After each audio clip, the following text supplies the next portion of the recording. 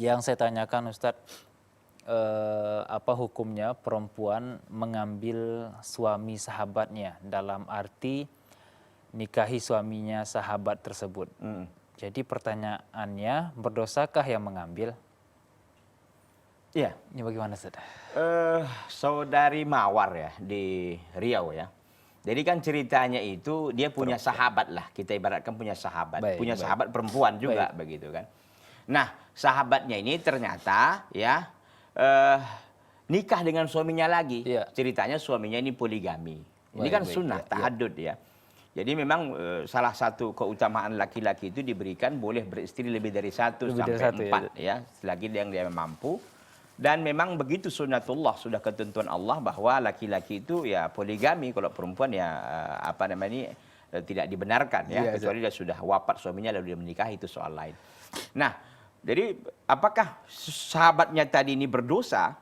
Ya kalau memang suaminya mampu, ya artinya mampu secara menafkahi zahir dan batin, nggak ada Iya, masalah. nggak ada masalah. Justru saudari Mawar ini kita dorong untuk dapat menjadi mawar-mawar apa ya, untuk menjadi pioner dalam masalah ini, bahwa dia memberikan seluas-luasnya ruang dan kesempatan kepada suaminya untuk menikah lagi, Baik, walaupun dengan sahabatnya. Baik. Mungkin ada istilah apa Ustaz di masyarakat sekarang yang mungkin ada pelakor gitu Ustaz.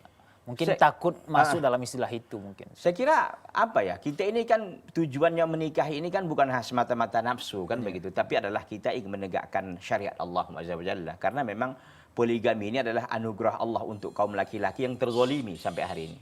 Terzolimi, artinya banyak orang yang tidak suka dengan poligami, padahal itu syariat Allah Azza wa Jalla. Jadi saya kira kita dorong saudari Mawar dan yang lain juga kaum wanita untuk coba memberikan kesempatan sebesar-besarnya kepada para suami, didorong untuk memperbanyak ketakwaan kepada Allah dengan cara dia menikah kembali. Karena berapa banyak laki-laki ini memang dia karena tidak mendapatkan izin secara resmi dari istrinya melakukan hal-hal yang menjurus kepada perbuatan dosa dan maksiat, dan itu istri kadang-kadang nggak merasa bersalah, nggak merasa berdosa, kan itu yang kita salahkan.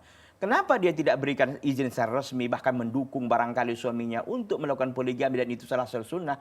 Jadi maka kita katakan janganlah ada keegoisan cinta di antara kita. Dalam pengertian bahwa memang kaum wanita ini harus betul sadar wanita lain juga ingin mendapatkan laki-laki. Sementara laki-laki semakin sedikit jumlahnya setiap hari.